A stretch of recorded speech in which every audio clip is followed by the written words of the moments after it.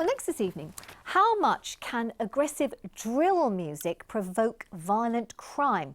Threatening lyrics have been used as evidence in several prosecutions, but many artists say, well, they're simply reflecting the reality of urban life.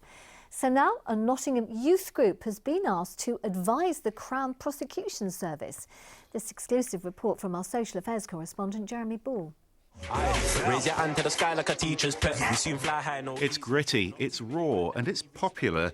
These teenagers are using drill music to talk about daily struggles in inner city Nottingham. FQC got their beanies, vets got... My music is like my therapy type of thing. So if I need to just vent or I need to just feel energetic, then I'll just talk about whatever I feel at the time. The way a lot of artists talk in their music can incite violence. But realistically, regardless of that, there'll be violence anyway, you know, because drill artists are going to tell their stories.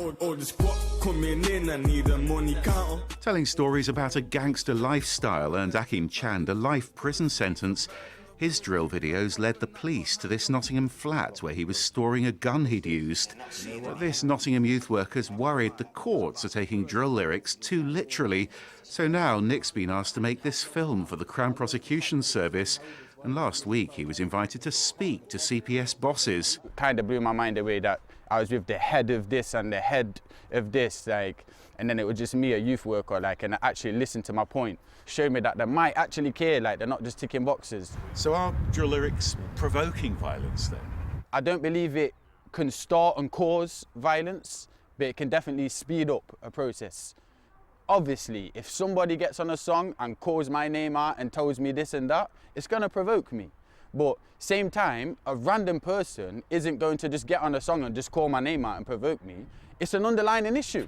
Issues that can be lethal. Here, Larico Steed's taunting a rival Nottingham gang. They responded by stabbing him to death. This is Larico's killer rapping about the attack, evidence that was used to convict him.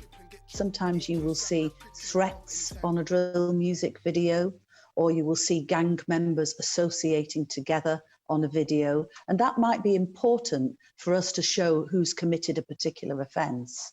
So we should be using the video if it's relevant and if it's important, and we certainly shouldn't be using the video if it has simply a prejudicial effect. I thought God would take me sooner. Fade and TZ share the concerns about the way drill music's being used as evidence, and for them, this is simply an art form. Can't give tips in a tea like Tetley. Jeremy, I guess I'm right in saying that the idea of music promoting violence isn't exactly new. No, I mean, it isn't. Think back to the days of mods and rockers, and of course, people used to get really worried about violent computer games as well.